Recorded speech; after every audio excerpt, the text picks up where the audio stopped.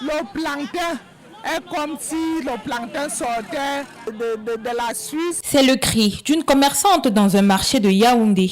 Une phrase qui résume à elle seule la colère et le désarroi de nombreux consommateurs face à la flambée des prix des produits de première nécessité. La façon que le plancton est cher, moi là je suis là, j'ai acheté un régime de plancton à 25 000.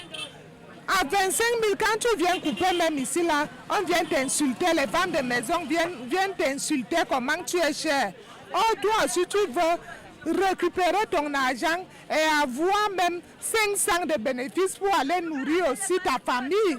Au petit marché Oja, certains commerçants dénoncent la hausse du prix de nombreuses denrées alimentaires, le riz, l'huile, mais aussi la viande de bœuf. On a toujours vécu ce moment, mais ce que cette année vraiment, ça a pris l'autre tournure.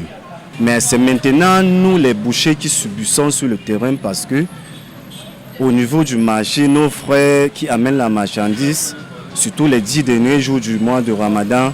Pour les commerçants, cette hausse s'explique par plusieurs facteurs, notamment l'augmentation des prix chez les fournisseurs ou les difficultés liées au transport des marchandises. D'autres, en revanche, affirment que leur vente reste relativement stable malgré la cherté des produits. Honnêtement, le marché du poulet passe.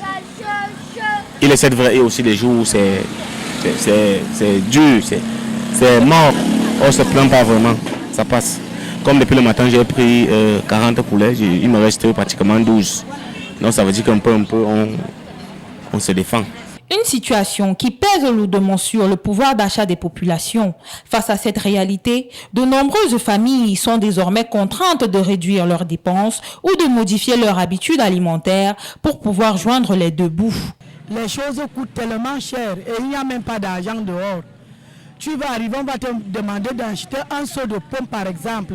Le seau de pommes coûte 3 000. Peut-être on te rationne même 3 000. Les 3 000 là, tu vas acheter les pommes de combien, la viande de combien, l'huile de combien et la tomate de combien.